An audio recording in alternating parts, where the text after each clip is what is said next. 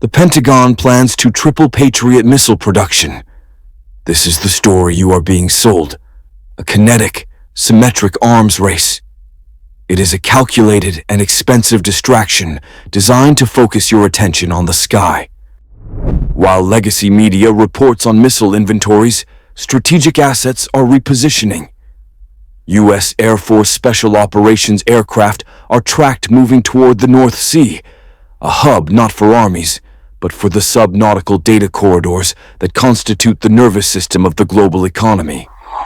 The primary vector for asymmetric escalation is not explosive. It is silence.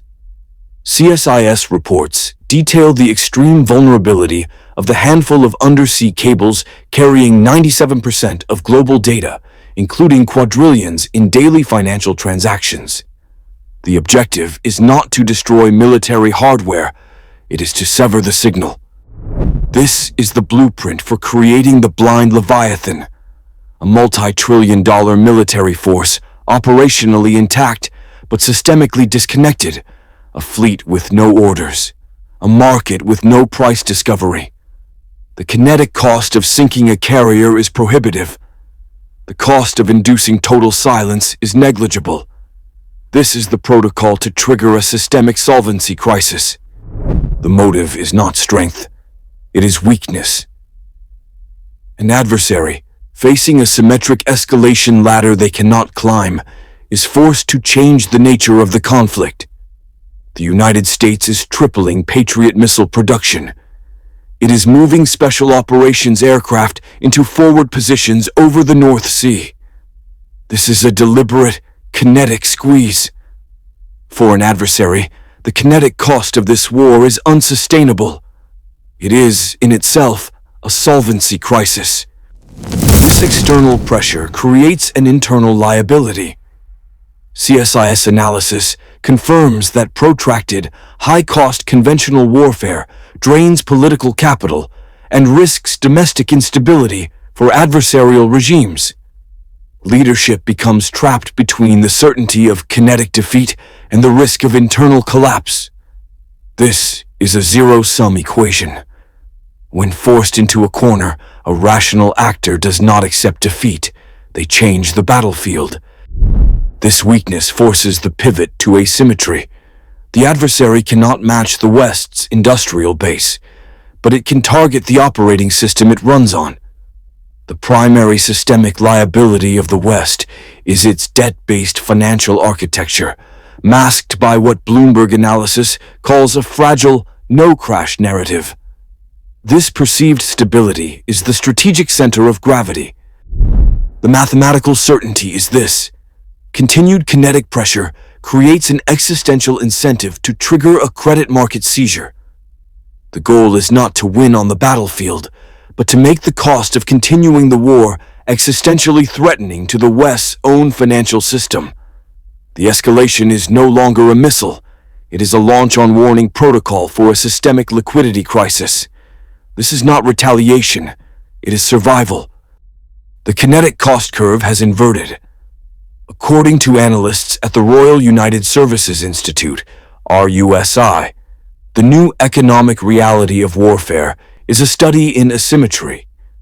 A $5 million main battle tank can be functionally neutralized by a $500 first-person view drone. This is not an anomaly. It is a systemic shift in the economics of lethality. This radical cost disparity is what strategists call the democratization of violence. The capacity to liquidate high-value assets from the board is no longer the exclusive domain of nation-states with massive industrial bases. It's now available at consumer electronics prices. The West's response protocol is symmetric: ramp up industrial production. The plan to triple Patriot missile output is a data point. This forces a rational adversary away from a kinetic fight they cannot afford and directly towards attacking the primary systemic liability, the financial architecture that underwrites the entire no-crash narrative. The blueprint is clear: bankrupt the opponent, by forcing them to deploy astronomically expensive defenses against disposable threats.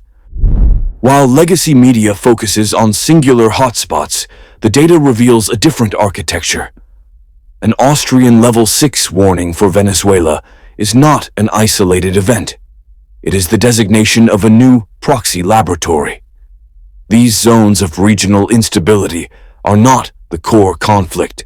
They are the staging grounds. They are gray zones where new protocols for asymmetric economic warfare are tested and calibrated before launch. This staging occurs under the cover of a conventional, kinetic buildup. Data confirms the U.S. is moving special operations aircraft toward the North Sea and, according to reports, planning to triple Patriot missile production. This is a classic symmetric power play, a massive expenditure of industrial and kinetic capital. It's loud, visible, and designed to intimidate. However, this kinetic pressure creates a predictable response vector. Adversaries will not engage in a symmetric, high-cost kinetic exchange they are designed to lose. They will leverage the gray zone laboratories. The objective is not to win a regional skirmish. It is to use the instability as a launch pad for an attack on the primary systemic liability of the West. That liability is the financial architecture itself. As Bloomberg analysts have noted, the entire system is operating on a fragile, no-crash narrative. The mathematical certainty is that an adversary, squeezed by overwhelming kinetic force, has an existential incentive to trigger a credit event. The proxy laboratories are where the mechanisms for that attack, be it resource seizure or cyber financial operations, are being wargamed in real time. The next escalation is not a missile launch. It is a solvency crisis originating from a carefully prepared gray zone. The core protocol of nuclear deterrence is launch on warning. Analysts at RUSI define this as a pre-authorized response matrix. When early warning systems detect an incoming strategic assault, retaliation is launched before the initial strike lands. Waiting for confirmation is not an option. The logic dictates that waiting guarantees decapitation and total asset liquidation. This is not a choice. It is a systemic function.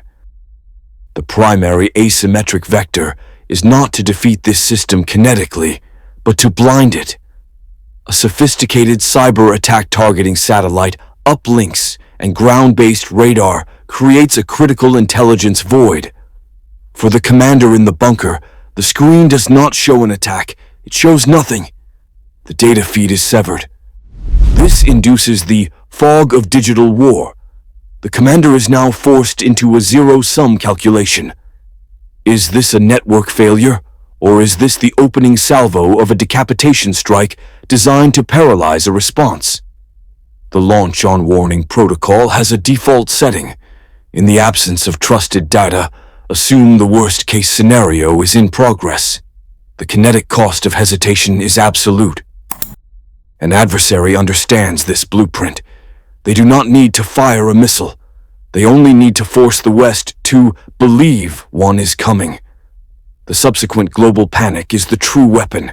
It is the accelerant that vaporizes the fragile, no-crash narrative referenced by Bloomberg. The goal is not battlefield victory. It is to trigger a systemic solvency crisis by weaponizing the West's own deterrence protocols against it. The adversary's calculus is zero-sum. Faced with a tripling of U.S. Patriot missile production and active special operations aircraft deployed over the North Sea, a symmetric, kinetic response is irrational. The strategic vector shifts from the battlefield to the primary systemic liability. The target is the no-crash narrative itself, a fragile belief system masking systemic insolvency as documented by Bloomberg. The objective is not destruction. It is to trigger a controlled credit event, a financial launch-on-warning test to measure the West's response capacity. The calibration forecast. Within 12 months, expect an attribution impossible event. a digital blackout targeting the container logistics mainframe of the Port of Los Angeles, or a critical IXP data center in Northern Virginia. The outage will be contained to under 48 hours. It will be reported as a catastrophic system failure. It is a calibration shot to model the resulting seizure in the overnight repo market.